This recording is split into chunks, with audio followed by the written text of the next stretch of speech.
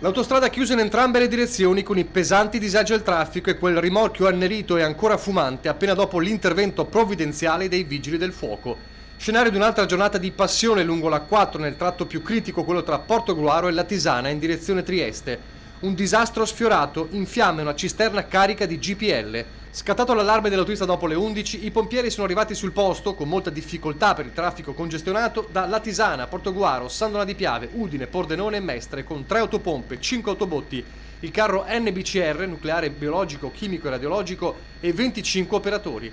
Sono riusciti a spegnere l'incendio che aveva coinvolto il gruppo valvolare, riuscendo anche a intercettare la perdita. A scopo cautelativo, le poche case circostanti sono state fatte evacuare. Le cause dell'incendio sono al vaglio dei tecnici dei vigili del fuoco. Potrebbero essere state innescate dal fuoco scaturito da uno pneumatico posteriore per un probabile riscaldamento. La situazione è stata monitorata dall'alto dall'elicottero Drago 81, mentre il nucleo NBCR ha predisposto tutti i lavori preliminari per il travaso sul posto del GPL su un'altra autocisterna. Necessario per questo bloccare il traffico. Autovie ha disposto la chiusura dell'entrata di Latisana verso Venezia e dell'allacciamento A4-A28 in direzione Trieste. La concessionaria ha istituito l'uscita obbligatoria a Portogruaro per chi era diretto verso Trieste e quella di Latisana per chi viaggiava in direzione Venezia. Inevitabili le code, la riapertura dell'autostrada avverrà soltanto in tarda serata.